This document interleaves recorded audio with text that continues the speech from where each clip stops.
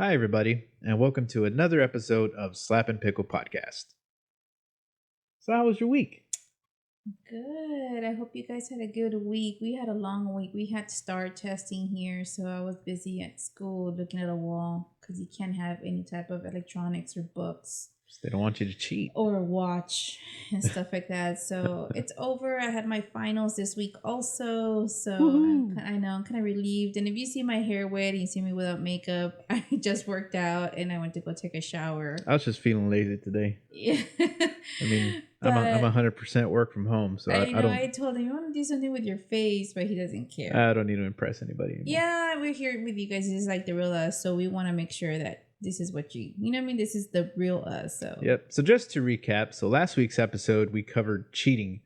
It was a very fun episode for us to kind of get a bunch of stuff out there. We got some really good feedback from our viewers, so thank you those of you that reached out. we're glad you guys liked it. We did have a lot of messages. I did have a lot of them saying it's great, this and this, and I guess it's because people don't like to talk about it. You know, it's kind of like hush hush, or if you did cheat, like you shouldn't be proud of it or you shouldn't talk about it. We weren't proud of it, but we wanted you guys to get kind of like our insight, what happened to our past and what we went through and what our mentalities were. But thank you so much for your feedback. We really do appreciate it. And for those of you that are paying attention, we might do another follow-up episode. A live one though. Yes, a live one where people can call in on the phone. Yeah, because we did have a lot of people was like, oh, I want to say something, or oh, let me tell you a story. And we're talkative people. We like to converse, so we're just to plan it where the kids are asleep and we can just relax. We're probably gonna do this on the couch. Be loud. This one. Yeah, there you go. But yeah, we do want to do that probably in a couple of weeks. Yeah, and if you're not camera shy, come on down. I know. We'll feed you. I know. But so this episode, sorry, I didn't mean No, I was gonna say if you want to tell them about today's yeah, episode. so we had some of our viewers suggest this a few weeks back about infertility, and some of you might not know, maybe some of you do. We did have a lot of infertility issues. We got married about 15 years ago. I know. When we got married, and we are gonna talk about some sensitive things in this podcast. So just kind of giving you a warning if you get not grossed out. We're not gonna go into really, really like gruesome details, but it is gonna be detailed. And like I said, we want to talk about it because some people don't know what we went through, or some couples go through. And some people don't like to talk about it. Yeah, they don't. They're very, they're just very secretive, or that's something they just don't want to share. I mean, it's that mentality, out of sight, out of mind. If you don't see it or talk about it, never happen. Yeah, so let me kind of go back a little bit before we jump into like the details that we went through. So when I was with my boyfriend at the time, I never got pregnant. I thought maybe we're just really, really good at being careful because we were not being careful. We were not using any contraceptives. He wasn't using any condoms or anything like that. It was more pull out game, and we thought, wow, it's pretty good. But no, I think my infertility started with him. When I was with him, we were doing, it's so stupid, but I would drink like 2 or 3 birth controls when we would have unprotected sex, and that would trigger my period to come. And that was like my cycle for few months. I'm sure almost like a year. Damn, that's a lot to maintain. I know, not even maintain. I think that really fucked me up because I was forcing my periods, and I didn't even know if I was regular or not. I never had regular periods. I didn't even know when they were supposed to be here. So I really think I really fucked myself over when I was doing that. And then I started doing the plan B because we did have a good scare like here and there. So not only was I doing plan B, which shouldn't be used as a contraceptive, I was buying the birth control and taking 2 or 3 at a time to make sure that I got my period. So I think it started with him. Like I said, we were together for 6 years. We weren't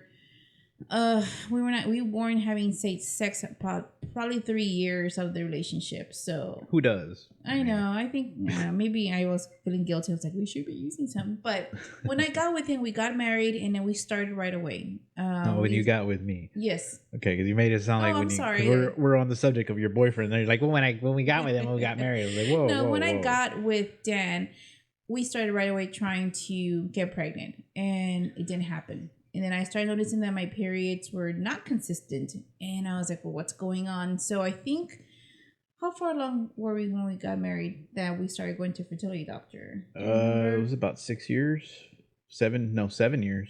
No.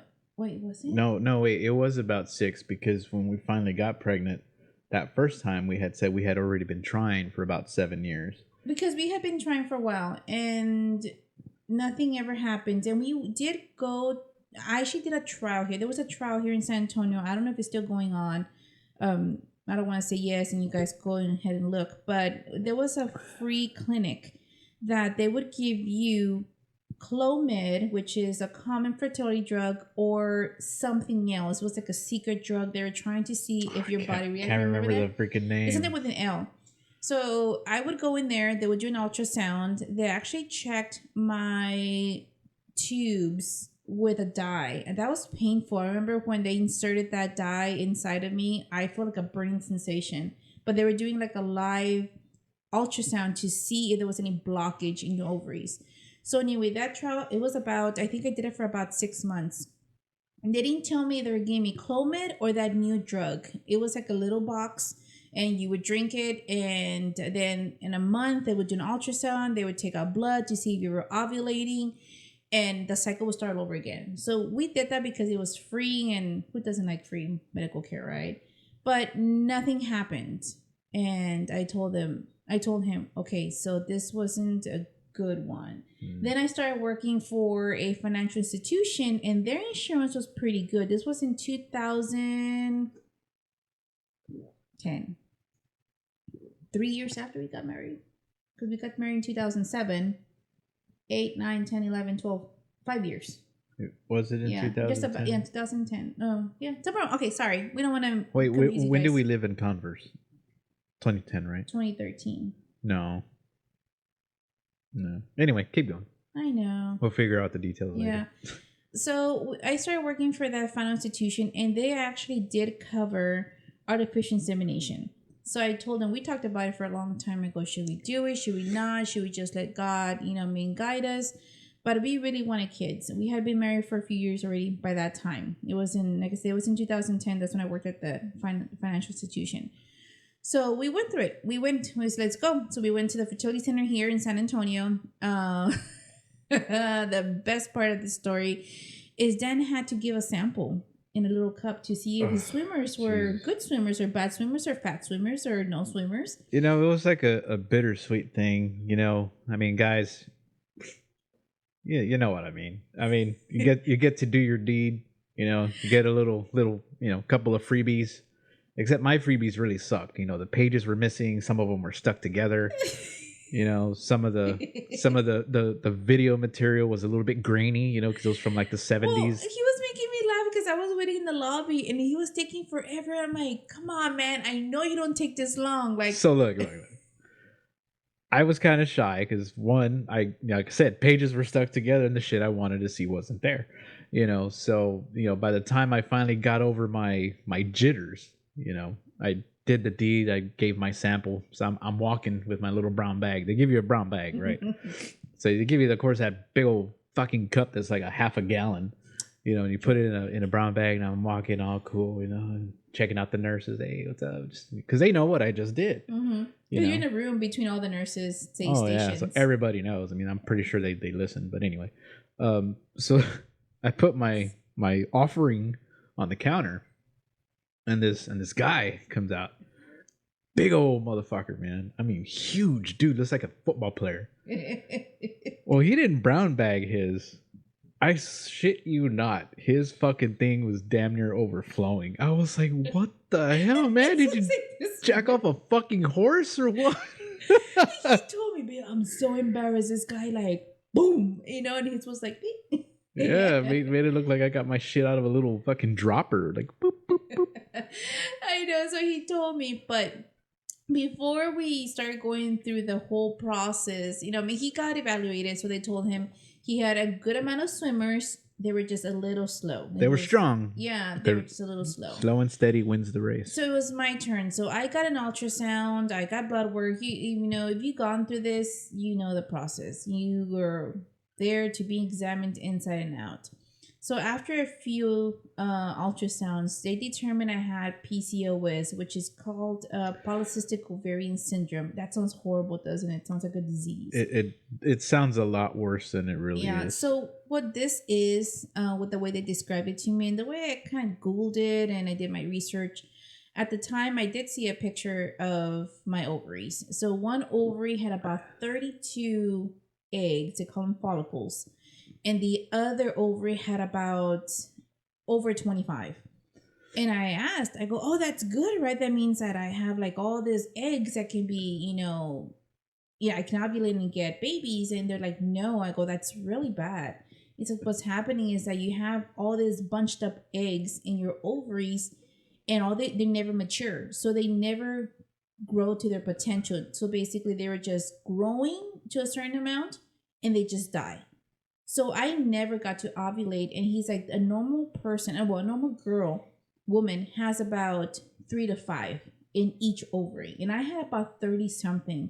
So when I would see the ultrasound, it looked like I had some kind of like beads inside my ovaries. So just a bunch of dots everywhere. It was literally like black spots. Yeah, it was just black. I remember that. I remember looking at it and I told him, so how do we get rid of them? So the doctor, the fertility center doctor is like, okay, so we're going to try to see if we can mature 2 to 3 eggs. For that way we can disperse them into your uterus and hopefully we can get a good one where we can get the artificial insemination in there. So that was a lot like a medical talk. I was like, you need to dumb it down for me because I don't know what you're saying. So he's like, okay. He's like, we're going to give you medicine, which is Clomid. And I think depending on your weight, they will give you a certain amount. Mm-hmm. And even then, I remember that year, I went to the pharmacy, which was Walgreens. Sorry, guys. Went to Walgreens. I got my prescription. I'd taken Clomid before, so I knew what it looked like. So when I got it that day, I went home and I told him, hey, they changed the Clomid. He's like, why, it's in a capsule instead of like a little white, pill. And he's like, oh, okay, maybe it's new. And at the time I had the lap band. And if anybody knows what the lap band is they put the band over your esophagus to make you feel full. So I couldn't swallow pills. So at the time I was crushing anything that was a pill. And I remember he opened up the capsule and put it in pudding or applesauce. I forgot what it was. And my whole mouth went numb. And I was like, there's something wrong with me. He's like, are you sure? So at the time, I had a friend that was going to school to be a pharmacist. And I love her. She was through this whole journey with me. And I called her and I told her, hey, my mouth is numb and my fingertips are numb and I feel lightheaded. And she's like, take a picture of the pills. And I took a picture of it and I took a picture of the little container. And she's like, how many did you drink? And I'm like, just one. I go, I'm supposed to increase it to 2 tomorrow. She's like, stop. And she's like asking me all these questions. Like, do you see unicorns or something? I don't know. She was asking me all type of questions. Well, the guy at the pharmacy had given me something that sounded like Clomid. It was like close something. It was an antidepressant for like schizophrenic people. Oh, shit. I remember she was flipping out for me. I was kind of like, I'm not going to flip out. And I went to the pharmacy to a drive-thru and I told the guy, you gave me the wrong pills. And he's like, let me see. Like he was being a smartass about it. So I gave him the container back and he opened up the container and he's like, oh shit. Like he literally said, oh shit. And I looked at him, I'm like, yeah, they're antidepressants for a schizophrenic person or something like that, right? It's like for a crazy person. He's like, I'm so sorry. I'm sorry. He didn't know what to do. Like, I think he was scared he was going to lose his license. I don't know. He was like running around by himself. It was like at 10:30 at night. Well, I mean, we did get that 10% off coupon afterward. So. No, he's like, when he came back, he's like, it's free of charge. I won't charge you. Ooh, I almost killed you, but here, it's free of charge. Exactly. And I always thank her. Like, always remind her, thank you so much for looking out for me. Because can you imagine if I would have drank the whole, 30 pills? Or if I would have felt froggy and just fucking, hey, let me take some of your pills. Then we would have been talking like, hey, what's going on? I know. It was bad. It was bad. So anyway, back to the story. So the doctor's like, let's go ahead and give you Clomid. So what the Clomid does, it makes the eggs bigger and bigger and bigger. So I remember when we went through this, we had to go every 3 days to the fertility doctor to measure the size of the egg. Jeez, getting And time off for that shit was a bitch. yes, it was tough. It was tough. And luckily the bank that I work with, I mean, I had a flexible schedule, so I can go in the mornings, the evenings, the afternoons, stuff like that. So when I went, they had 2 eggs from one side that were pretty big. I think they had to be like size 10. I don't know what. Yeah, size 10, no, remember? that you're right. They had to measure 10 And centimeters that's in when they told circumference. him, you need to give us a sample, because what they do is they filter it out. They put like a special type of something in their medicine to make the swimmers live longer and go faster. Yeah. And I remember when I saw it, it was orange. Remember? When Yeah, it looked fucking weird. I was like, that's not mine. yeah, yeah. And, I mean, that was what they told us was the steps to get artificial insemination. Now, to get to that, that's where the tough part comes in, because the eggs were getting bigger, but they weren't getting big enough. So that's when they started saying, we need to give you some shots. It's like hormone shots. Oh, And the I insurance remember does that. not cover that. So it was like $175 a shot, and I needed like 4 shots. And at the time, we weren't making great money, but we really wanted to get pregnant. So my mother was like, I'll give you some money for the first 2 rounds. I'm like, okay. So I went, I bought them, and then they needed to put a patch, remember, on Yeah. my abdominal area, because it was something to sustain the estrogen in your body. And I was like, okay. And then at night, they had to put this suppository, but it was a vaginal one. Mm. And I was like, I feel so gross. I couldn't get up. I remember he had to help me get in there because I didn't feel, just, you know what I mean? So I had a patch on. I had that thing going up there, and then I had the injections going on. And this is all going at the same time. And I remember I told him, I go, I feel so gross because that thing starts dissolving inside of you. It's supposed to like just send this rush of hormones for your body to like, hey, let's activate this egg and get you ovulated. And there was this one instance where I think your body rejected it. Well, this was after. So after that, after you get all these hormones and all this gunk inside your body, I went to the ultrasound the next day, and they're like, okay, the egg is going great. It is a great size. We're going to go ahead and give you an injection that makes your heart beat faster to pump blood to get the egg to go to the fallopian tubes, which is the tubes that go into your uterus, to get you pregnant. I was like, okay, let's do it. So that it could attach itself. Yes. So that's when the artificial insemination was going to happen next. I was like, okay, fine. So we went, and I got the injection. I was working at the bank, and I started having like a panic attack. I couldn't breathe. And I remember at the time I had a good friend. I'm just going to say his name. His name was George. And he was like, are you okay?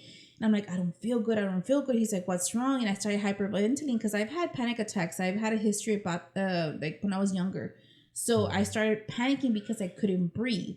And then they called him. They called the ambulance. It was kind of embarrassing, but the ambulance came. They took my blood pressure. He's like, it's really high. What's going on? I told him they gave me an injection because they need me to ovulate. He's like, yes, that's going to increase your blood pressure, your heartbeat. It was like crazy.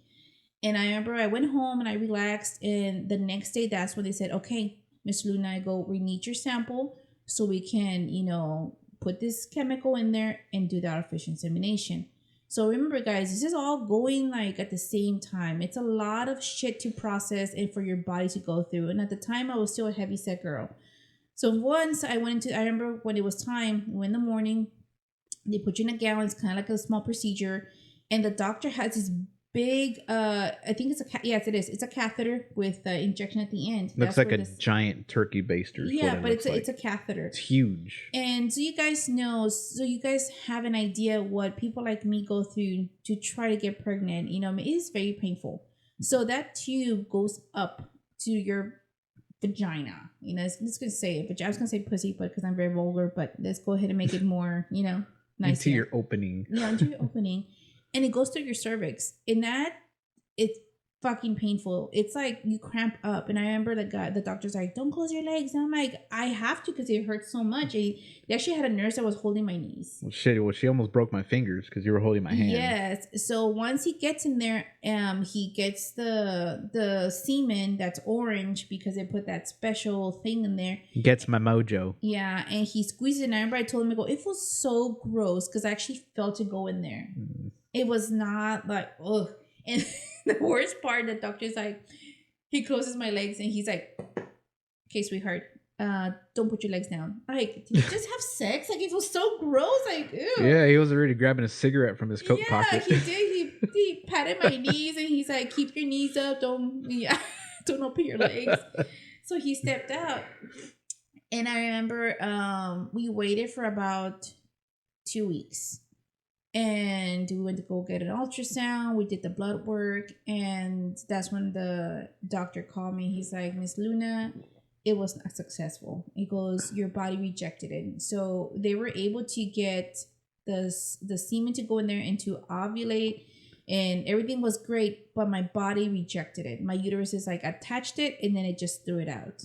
And that was devastating for us because we had gone through so much shit. We just told you guys the injections, the patches, this suppository, the Clomid, the artificial insemination, and all this other the shit. frequent visits, missing work, and making excuses. Like, holy and it was like shit. 2 months. And I told him, I'm tired of this. I'm tired. So we had a long talk about the possibility of not having kids. You know, it's tough to have that discussion. Because some people I've heard, I don't know how true this is, where a spouse will leave their loved one because it's like, I want to get married with you to have kids and you can't have kids. Why am I with you? And as a woman, I feel like I wasn't a woman because that's a purpose. I'm supposed to be able to conceive and to have children and I couldn't. So that's when I was like telling him, I told the doctor, what do I need to do to make this work? And he's like, Miss Luna, I go, your weight. Goes, you are extremely overweight. He's like, the Clomid's not working because your body's absorbing, your fat is absorbing it. It's not going where it's supposed to be. Mm-hmm. He's like, the injections were working, but it kind of fizzles out in your body because you're so overweight. So I made the decision to have the lap band surgery in 2012. Yep. I remember January 16, 2012. And I lost like 75 pounds in 5 months. Yeah, something like that. Yes. So we got pregnant. We got pregnant about a year after I got my surgery I got in 2012 and 2013. We got pregnant. And I remember we were so excited. And you have to forgive us. Like when you first get pregnant, and I've heard of people doing this, you can't help it. You want to share those news with everybody, especially because we had been trying for so long. And I posted on Facebook and I had a sign that says, I'm pregnant. I was so happy. You know, I told him, it's finally happening. And I went to the doctor and I went to one doctor. I forgot who it was. And they're like, oh, yeah, we see the sac. And, you know what I mean? You're about 5 to 6 weeks pregnant. You know, you come back next week. We can see, you know what I mean, the heartbeat and stuff like that.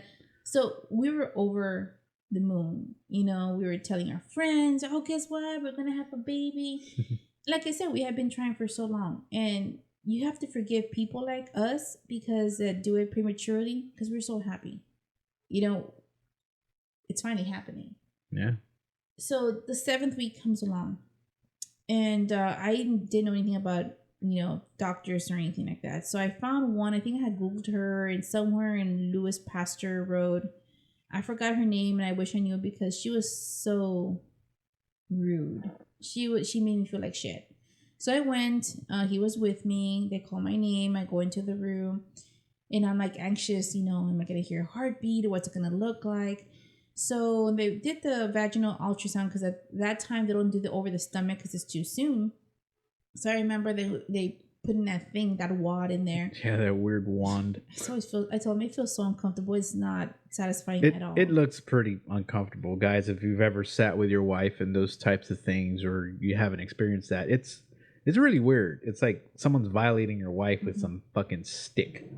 You know, granted they're medical professionals, you know, and that's their job to do it, but you can't help but feel a little bit helpless, you know, that your wife is sitting through this uncomfortable moment in her life, you know, to just basically sacrifice her body to give you a child, you know.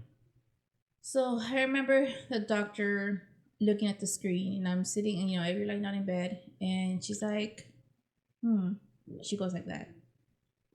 Yeah, this isn't what did she say, the word? No, I'll never forget her fucking words. That cunt. She said, this isn't a viable pregnancy. She's like, we're gonna go ahead and schedule you next week for DNC. So we'll see you next week. And she just walked out. No explanation. No compassion, no empathy, no, hey, do you need to talk to someone? Here's some counseling services. Even the nurse was like, she left the nurse there with us, and she looked at us and she's like, Miss Luna, and I'm like, it's okay. I'll call you guys later. She's like, I'm like, I'll call you guys later, because I'm like, bitch, like, I even told her this is my first pregnancy. It's like, have some compassion, have some like understanding. And I was crying out of there. Like, I was hysterical. You know, it's like, give me an explanation. Tell me what I did wrong, or give me something. Give me something, anything. And he's like upset. And he's like, fuck this shit and fuck this. But he was already like, F, and this. And I was just crying. We went home, and, you know, I kept thinking, like, maybe there's something else we can do. Or I didn't know what to do. I remember sitting down on the couch, and he's like, let's look for a different doctor. I'm like, okay. And I don't even know how we came across Dr. Tice. Do you remember how we came across? Google. I think we were looking up reviews, and he was one of the top rated people in that area. Yeah, and he retired already, guys. So don't go and, hey, I want to get him. He retired already this year. But I went to him, and he's the kindest, sweetest man that, you know, I mean, I always tell him, I go, I'm so grateful that I found you. I think God kind of guided me towards him.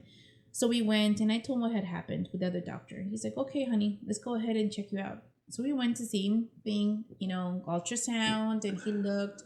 He didn't make a face. He didn't make no sound. And he's like, okay, baby. He's like, okay, honey. So I do see the sac. I do see something tiny in there. I go, but right now we should have heard a heartbeat, because I was already like 8 weeks at the time. Yeah. He's like, sometimes we do have late bloomers. So let's go ahead and do this. Let's go ahead and give it one more week. He goes, you're a mama. And he's like, trust your instinct. If you feel that, you know, something's in there, let's give it another week. And he's like, it's okay. He goes, nothing's going to happen. I was like, okay. So he was very understanding. And very reassuring. Yes. So we went home, and we gave it a week. And the whole time I'm praying, like, come on, baby. Come on. You know, get this heartbeat going. I know you're in there. And then we went to the ER because I started bleeding a lot. Remember? A lot. We went to, it was like an emergency hospital, and I was just bleeding. And I'm like, it's going to happen. I'm losing it. So we went, and of course that hospital we went to is like an emergency hospital. They didn't have ultrasounds. They didn't have somebody who can do that. It took like 6 hours to get somebody in there, and they finally did. And they're like, okay, Ms. Luna, you're still pregnant. We still see the sac. There's something in there. He's like, but we do need to get you to the doctor. Get with your OB. And go, because you are bleeding a lot. And I go, so you might, it is concerning. And in the paper, I remember when they gave it to me in the discharge, it said possible miscarriage. And I was crying because, like, so I am miscarrying. She's like, no. He's like, it's a possibility. It goes, we can't give you definite yes or no, because we don't have a OB in the hospital or the clinic, whatever it's called. So we went back home, and the next day I went, and sure enough, you know, they did an ultrasound. And like I said, Dr. Tice, I'm going to love him forever, because he told me, he's like, okay, Miss Luna, we give it a week, right? He's like, yeah. So I want you to know one thing. Whatever happens, it's not your fault. He's like, don't ever blame yourself. I'm going to tell you, whether the good or bad, don't blame yourself. And that's why I love him, because he never made me feel like I was the one that caused it. And sure enough, when they checked the ultrasound, the sac was completely empty. So it was literally just like a black circle in my uterus. And I knew it already, because I didn't feel anything. I don't know if that makes sense. And Dr. Tice is like, okay. He's like, so you see this, right? I'm like, I'm looking at the picture. I'm like, yeah, it's just an empty sac. It goes, there's nothing in there. It's like, your body has absorbed the remains of whatever was in there. And he's like, and he assured me, he's like, it's okay to lose this. He's like, because that means your body, there was something wrong with the baby. That's why your body rejected it. That's why your body said, we're going to stop. And we're going to stop the process. And we're sorry about that, guys. The camera still does that whole 30-minute or 30 something. I don't know. Yeah, I we're forgot still the looking code. for sponsors so we can buy a new one. But like I was saying, so doctor did confirm that the sac was empty, and he's like, so we're gonna do. He actually guided me. He's like, this is the next step is a DNC, which is when they do like a cleaning of the uterus to make sure there's nothing left over, so you don't get infection and die from it. Yeah. So he's like, we're gonna go ahead and do that. You know, get with my coordinator, and we'll go ahead and get you in. And he's like, we're gonna follow the process 1, 2, 3, 4. So he was very understanding. He was very thorough. He explained everything. And he kept telling me over and over again, it's not your fault. It's not. You know, it's like, it's going to happen again. Don't think this is like the only time you can get pregnant. And he kept telling him too, because he was devastated because he knew that it's no longer like there was no more baby. So I remember we went home. At the time, we were living in Converse, and we had a 2-story house, and I was still bleeding. And I remember before we went to this doctor's appointment, I was on bed rest. Remember, I was just sitting down the whole time. I remember that. But we went up the stairs and we laid down in bed. I remember that it was like, I think it was like 10 at night. And then I woke up at midnight. And it was the worst cramps that I had ever felt. And I think it was borderline having contractions. And I somehow I dragged myself like on my knees. I remember I got down on my knees because I couldn't walk. That's how bad the cramps were, the contractions. And I went to the restroom, and he heard me, and he went to the restroom. He's like, "What's wrong?" I was like, I think it's happening." He's like, "What's happening?" I think I'm miscarrying. And he's like, he didn't know what to do, you know. And I sat in the toilet, and it was just like I could hear just the splashing in the toilet water, splashing. I have no idea what it was, though. I really wish I could tell you guys what it was, but whatever it was just coming out of me. And all he could do was like stand in front of me and hold me, and he could just grab me my back because it was just so painful. And I think the last part of it, when we knew that, you know, our baby, whatever was left of it, was that big splash at the end. Remember that? Mm-hmm. I heard it splash, and I was like, and it was a weird feeling. It was like really emptiness. That's the best way I can describe it. It was just emptiness. There was nothing there. And I remember I started crying, and he's like, you know, I mean, we kind of held each other. Like we were just crying because it was like silence after that splash. It's been 9 years, and it's still kind of hard. So after that happened, you know, I wiped myself, and he's like, I need to hold my baby. He's like, maybe he's in there. And I told him, you know, it's an empty sack, honey. Like, oh, there's nothing in there. And I remember he was like trying to look through the toilet. He's like, you know, what if something happened? I go, honey, it's an empty sack. There's nothing in there. So we flushed the toilet, you know, and it was black. He told me, baby, he's like, are you okay? He's like, toilet water is black, like it's purple and black, it isn't even red. And I was like, I don't know. And I was still getting cramps, and I was just bleeding. And then he got scared. He's like, oh my gosh, you're gonna bleed to death in front of me. So he drove me to the hospital. I remember at the time I was already, I think, considered like 10 weeks, like 9.5 weeks. I remember that it was actually raining. Yes. And I was hauling ass. I was driving so fucking fast in our Nissan Altima. I remember we had the black car. Because the cramps wouldn't stop. And I was like, why am I still cramping if it's over? It's over. You know what I mean? So we went to the ER, and they were really sweet. And they're like, you know, what's going on? How far along were you? And I was like, I was like 9.5 weeks. And they're like, okay, somebody get Dr. So-and-so. And they're like paging this other doctor. He's trying to park the car. He has to sign some papers. And he can't fucking concentrate. Like, they're making him, can you sign this? Can you put this? And he's like, I don't know. Like, I don't know. Like, where's my wife? And then they took me to the back, and they put IV on me. And they put like the blood type just in case I am running out of blood. And I remember they had all these things on me. And I'm just like, am I going to be okay? They're like, well, we got to make sure everything's fine inside of you. So they gave me some morphine, and, you know, they're like, okay, if you need a blood transfusion, are you okay with it? And, you know, the regular questions. So he's still freaking out because he hasn't seen me. He finally got to the back, and they did an ultrasound.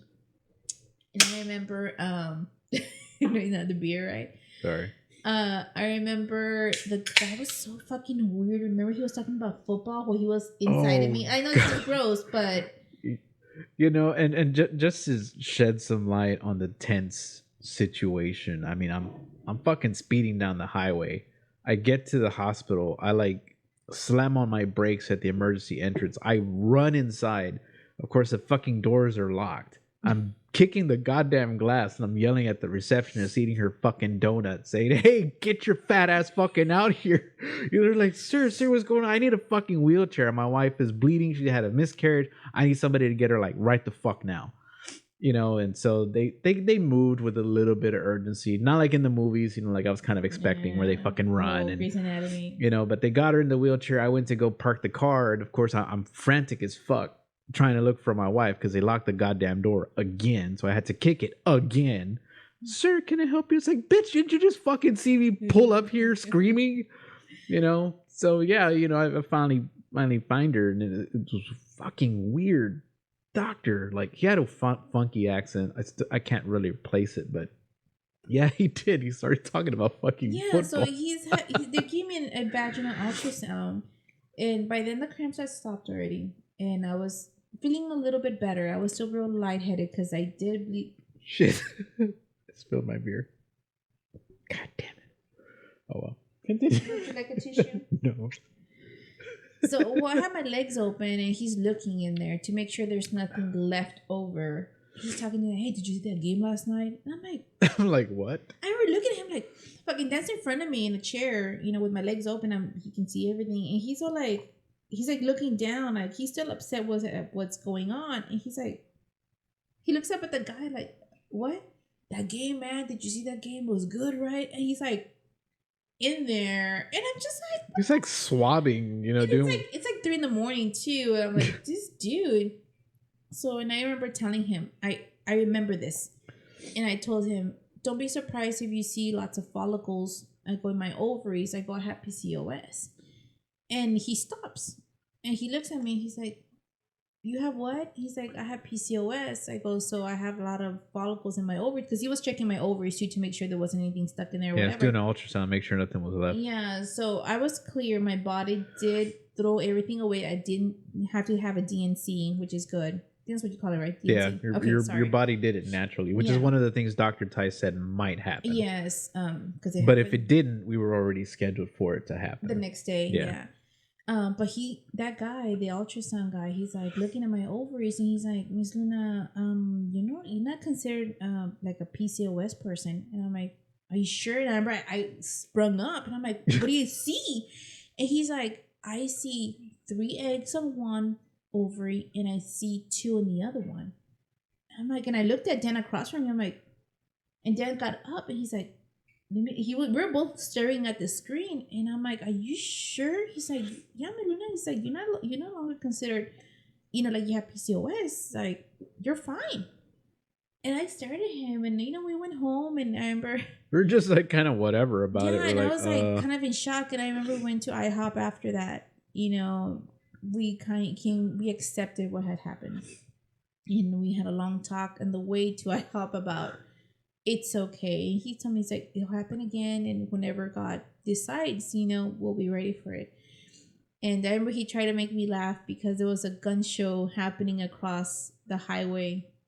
And he's like, oh, I should go stand in front of there with my arms open like this. And I remember, I don't know why I had this core memory of still having the wristbands from the hospital at the IHOP table. And he's saying that across. And I'm like laughing in my head because I'm so sad. I'm still devastated, but he's trying to make me laugh. And he's like, yeah, I should go stand outside and just go like this because the gun's show. And I'm like, it's the stupidest shit you can say right now. And that was like kind of like, Ethan, it's okay, So this happened in May. This happened May 9th, 2013.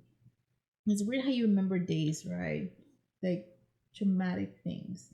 And after that, I told him, I don't want to get pregnant anymore. I'm really scared to go through this whole thing again. I didn't want to go through that shit again. And we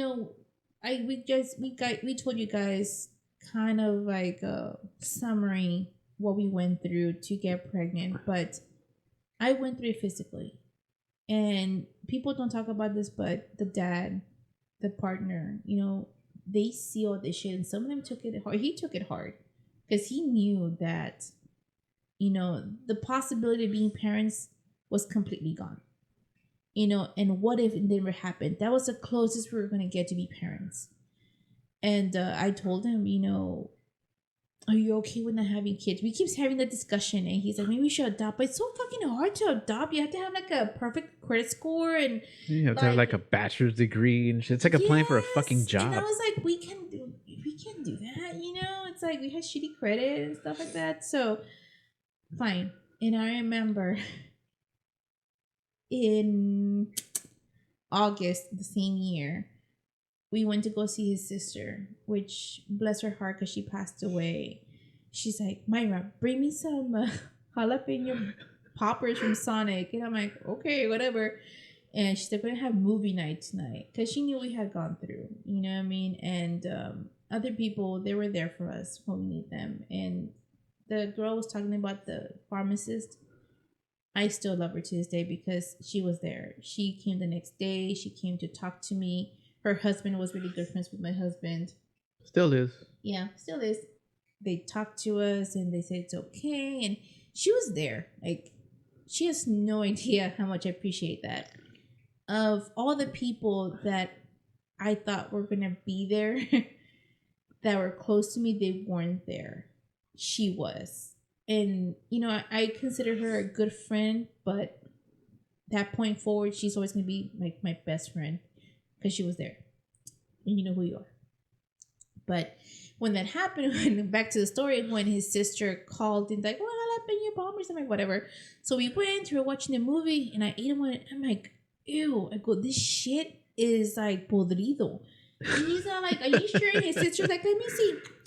I don't know. I say she ate like all of mine. She fucking ate them all. Yeah. I'm just like, dude. So this time we were living on the south side of town. We had just rented a house. We had moved into it like a few weeks.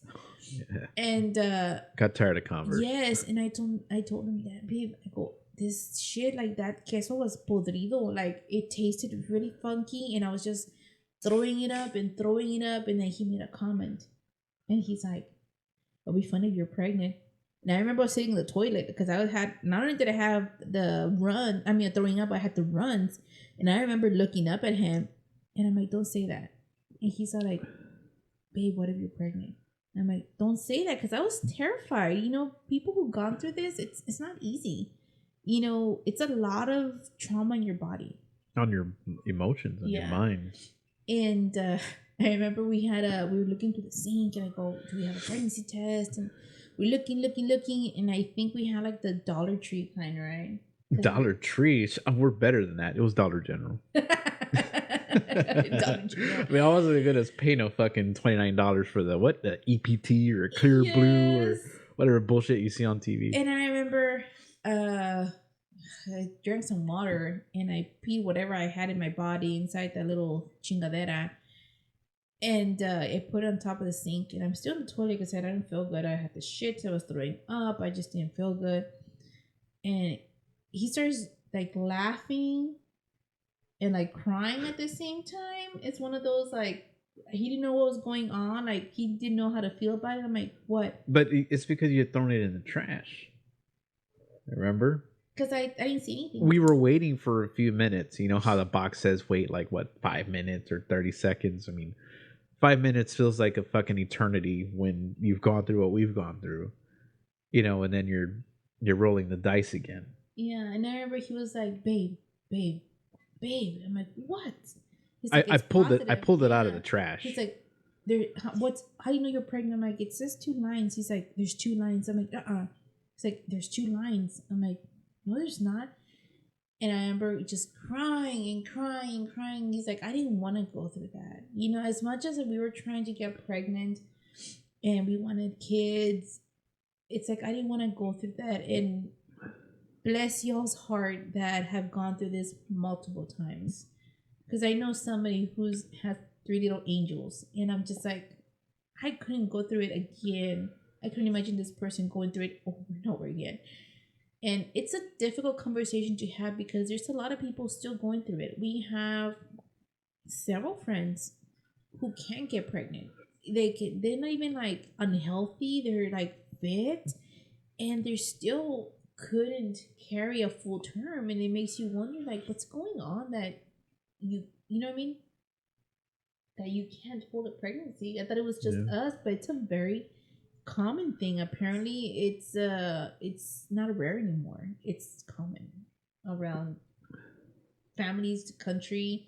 And now I know why they have those fertility statues, because they had this issue back in the day. Yeah. But I did end up getting pregnant again. And see, if May, June, July, August, 3 months after I miscarried, I ended up getting pregnant. And I was like, crap. So I went back to Dr. Tice, and I'm like, Dr. Tice, and he's like, you're back. I'm like, I know. And I told him, like, I'm really scared. Like, tell me what I have to do to have this baby safe. And he's like, it's okay. He's like, how far along are you? And I told him, I remember my period was so irregular. I was trying to get regular again. It was just a little off. And he's like, okay, we're not gonna see a heartbeat right now, so let's see you back in like 2 weeks. And that was like the longest 2 weeks. Remember Shit. that? Yeah, it was. It was a very long 14 days. And then I started spotting, and I was like, I told him, it's gonna happen. I'm gonna miscarry. I was already crying because it's very traumatic. Like, it mind fucks you. And we went to Dr. Tice's office, and he's like, all right, let's see how this little one's doing. And I'm crying. I'm like, Dr. Tice, I'm bleeding. I think I'm gonna miscarry again. Like, please tell me that I don't have to go through that again. He's like, it's okay. Let's check it out.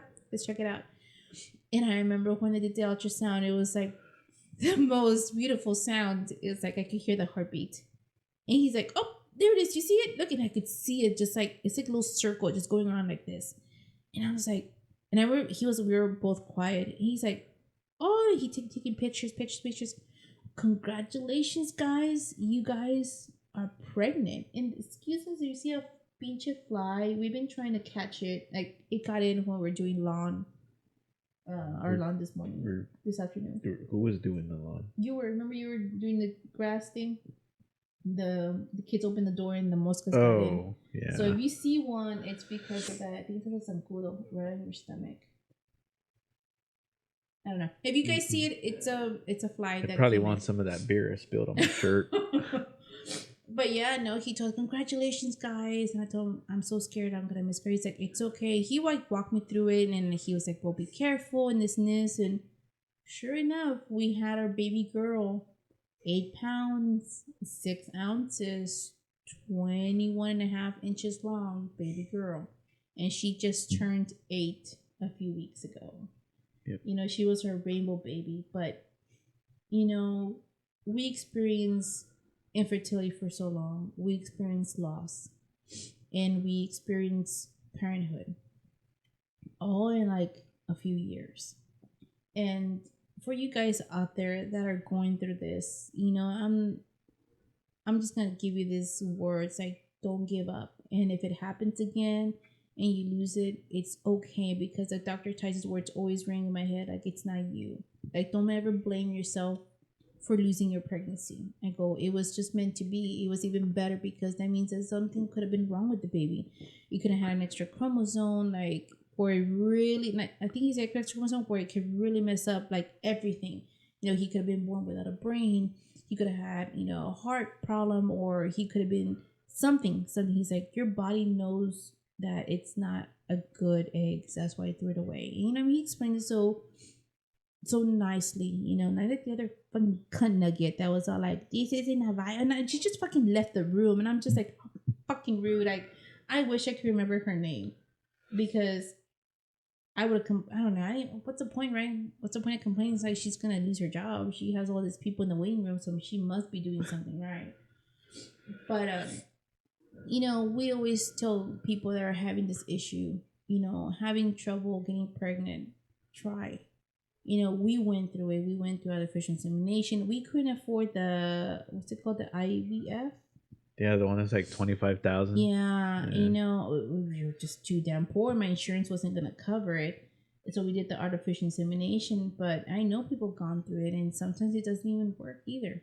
It's hard to be like that. And that's why when I hear people saying, like, when they joke around in April Fools, I'm pregnant. I will fucking call you out on that post. I don't fucking care. It's a joke. I don't fucking care. Because some people are sensitive about certain things and some not. I will fucking call you out. So don't ever do that shit. You're my friend and my friend says, don't do that.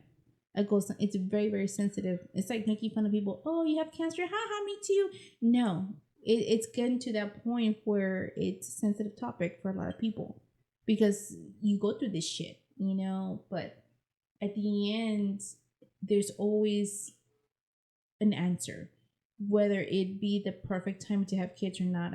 I told him, I go, what if the reason we didn't have kids is because we're so fucking broke? We were, guys. We're very blunt about those things, very open. We were so fucking broke when we were trying to get pregnant, and maybe that's why God thought like, bump the brakes there. You're over here, you know, going grocery shopping with a calculator, and you want how do you expect to buy diapers? Bouncing checks at Dollar General every Thursday. I know. That's another story to tell you guys. That's gonna be a separate episode. But yeah, I think everything was just meant to be because when we got pregnant, he had just gotten a job. We started working together. Remember, that was the first year we started working together in 2013. I had just started in June. Yeah. So we were making decent money. We had a good home. And I think just the planets aligned. Everything just kind of fell into place after that. But and in my situation, it was the PCOS. That's what was wrong with me. And even then, after I had my daughter, I was having trouble getting pregnant the second time. And it didn't happen until I lost weight. Because I had gained weight for the pregnancy and I couldn't get it off. I got my lap band tightened. I swear to you guys, as soon as I started working out and eating right, I got pregnant right away. It's weird, right? How weight can affect so much shit. Yeah. And then I got the lap band, and then years passed, and I told him, I guess we're gonna be just having 2 kids, and he's like, oh, I'm okay with that. Well, 1 kid, because Well, Jace was born. Well, my son was born. You know, I mean, after that, because I got pregnant the second time. 2 years later. Yeah, 2 years later, and then years passed, and I never got pregnant, and I did gain weight, you know, and so I told him, I go, I need to get healthy for my kids. That's when I got the sleeve done. They took out the lap band. They did the sleeve. I'm sorry, took the sleeve on me. After I almost died. Yeah, I know. We'll talk about that. We'll talk about that. Yeah. And I got fucking pregnant again. 5 months after my weight loss surgery, I got pregnant. Now that shit was funny. Yes. We were on vacation. Yeah. I mean, we had just lost our jobs. I got fired or laid off. I got fired in April 17th of 2020. Right? So, you know, that was a pretty devastating time in my life. And then, like, not even a month later, she gets fucking canned in May. And then a month later, we find out we are pregnant. I'm like, what the fuck are we going to do pregnant without jobs? We're at the beach. It's like 2 a.m. You know, we're getting ready to call it a night, you know, after having some drinks. And I just kept telling, you know what? I bet you're fucking pregnant. Because he gave me a drink and I was like, ew, this tastes like shit. I go, they put like bad pineapple in here. He's like, drinking. He's like, this is fine. Yeah, I was like, and I was like, and it was burning my stomach. I'm like, no, I don't want it. And sure enough, he started fucking laughing. He wasn't crying laughing. He was like that. Just like that. Yeah, and he's like, and I'm like, you're like, and so the difference between my second and my third is what, 6 years? 6 years. Shit. Yeah. But 6 years. It is possible, guys, to get pregnant. I think God has, and we're a huge religious people, and forgive us if we mention the word God and you're offended.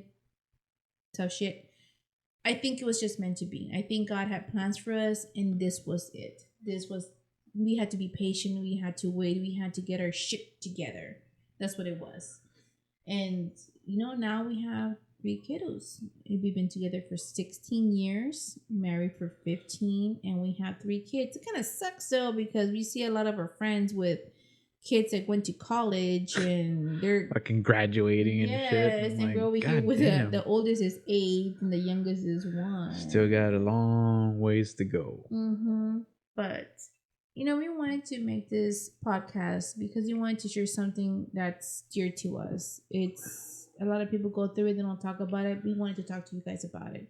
What our experiences were, what we're going through, you know, the shit that we had to go through to it. You know, and if you're if you're friends with someone, that those misfortunes happen to, I get it. It's hard to find the words to say because nothing you could ever say is really gonna make the situation any better for the couple or for the woman or for the guy.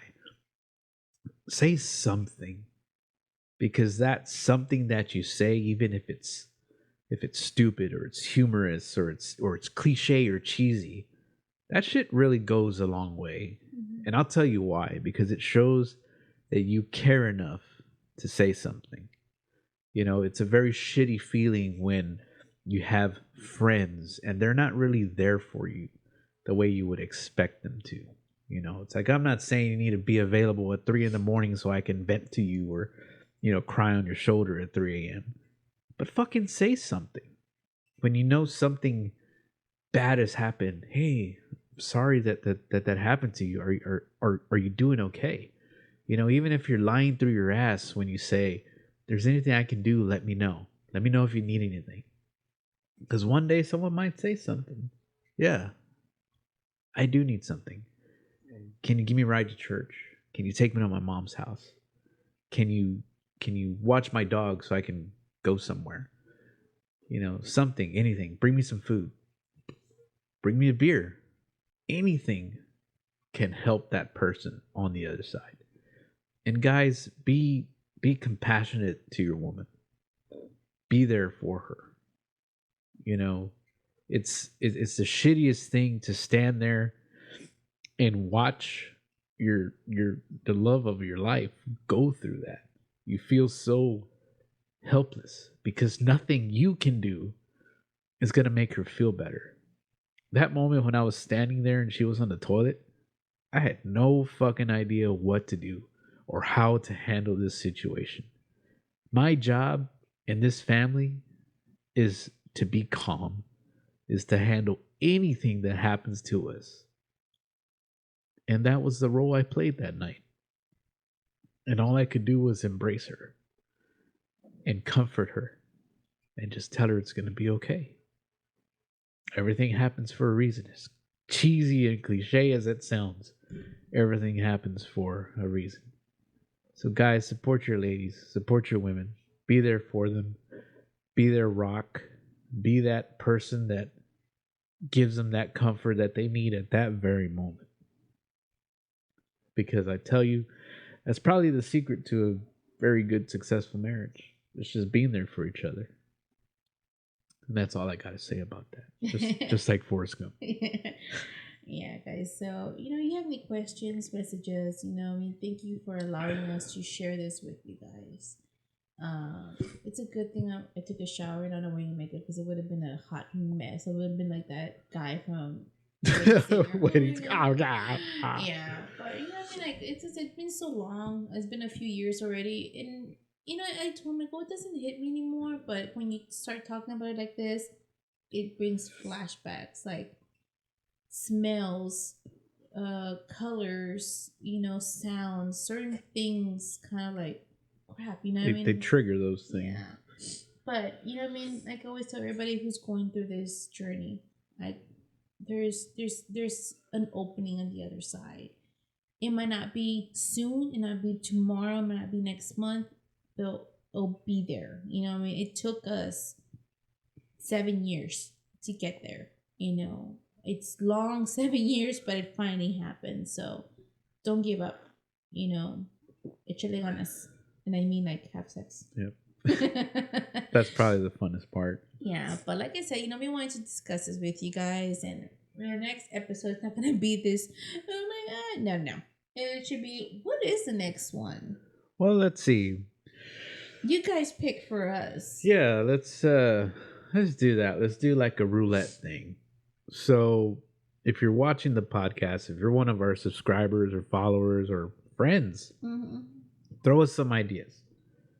Okay, whichever one we like the best, we'll talk about. We can talk about shit. One of my friends is like, let's talk about shit about our exes. I'm just like, well, shit. So let us know what you guys want to talk about. Big titty girls checking out people in front of your partner. What do you Jealousy. Actually, we should do that one do? about Ooh, jealousy. Jealousy. Because it's a very sensitive thing. There's a lot of crazy people out there. There are people that are super fucking jealous. Yes. So let's talk about the different levels of jealousy. But you guys let us know. Yeah, let us know. Message us through the podcast Facebook or us or email. You or guys, text there's us. so many ways.